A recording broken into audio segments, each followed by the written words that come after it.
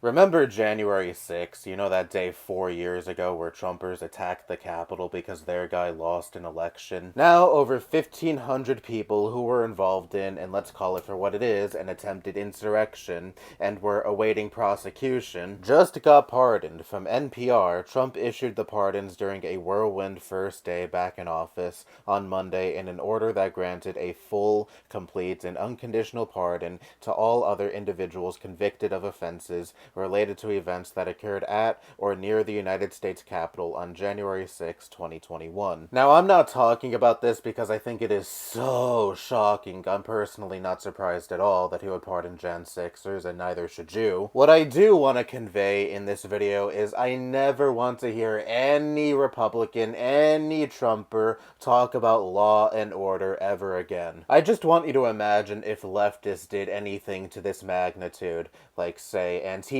or BLM protesters. And I'm not talking about standing in front of the Capitol holding signs and chanting and marching or anything tame like that, but I'm talking about full-on breaking into the Capitol, infiltrating offices, assaulting officers. You would never hear the end of it from the right. It would be all that Fox News would talk about for like a month, at least. Right-wingers would be calling these people terrorists. They would be calling for the full wrath of the law to be thrown at them. But because it is their side that engaged in such an act, crickets, or alternatively, all of the worst things that happened on that day were caused by outside agitators. And so the supposed law-abiding and cop-loving Trump supporters are a-okay with an attack on the Capitol in an attempt to overthrow democracy. That also resulted in over 100 officers being injured. Now look, this isn't me shedding tears for cops, but during just the summer before this attack, you had right-wingers painting every single BLM protester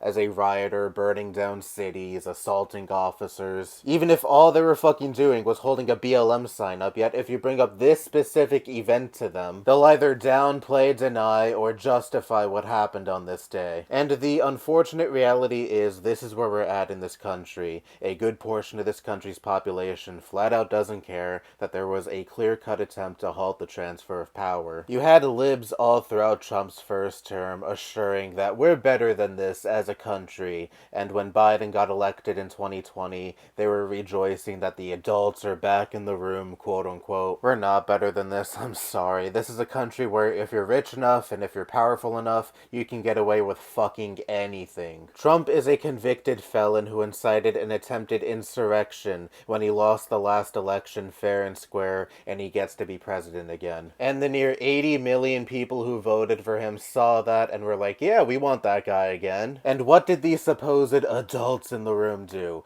Biden appointed Merrick Garland for Attorney General, who mostly sat on his fucking hands when it came to going after Trump for inciting this attack. The Biden administration and Democrats likely thought from their ivory towers, there's no way the common folk still take Trump seriously, so therefore we don't need to take the threat of a possible second Trump term seriously, so why bother going after the guy who attempted to thwart democracy because he was upset that he lost an election fair and square. Until, late 2022 when they finally decided to go after him when he announced his second bid for the presidency, and they were probably like, oh shit, he's actually gonna try to run again. Even though, it was obvious from the jump that Trump was gonna try to run again, and look where we are now. As easy as it is to rag on much of this country's populace for being so stupid and apathetic that they gave this guy a second term, you also have to rag on the Democrats for once again being so fucking spineless. They likely did not give a shit about prosecuting Trump. They also probably didn't want to look too mean and politically motivated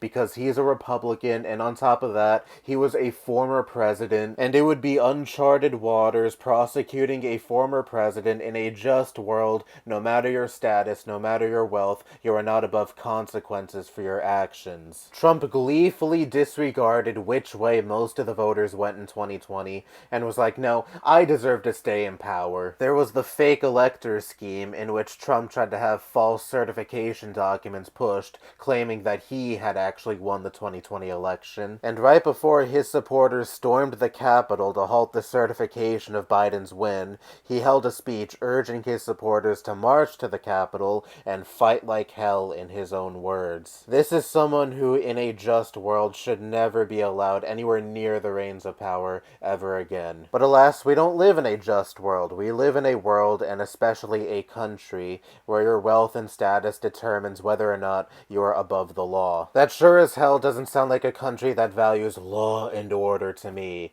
especially a country where now over 1,000 people who attempted to overthrow democracy now get to walk away scot-free. And this is only day 3 of a very, very long 4 years, and hopefully it is only 4 years. Would you really be that surprised if Trump were to say, nah, I'm not going to step down even after my second term ends? And who would stop him with a now Republican-controlled House, Senate, a Supreme Court that backs him? And his only opposition is a weak and ineffectual party that cares more about civility and not looking too mean than actually showing some fucking teeth and standing up for the good of this country. Anyway, that's all I have to say. Bye-bye.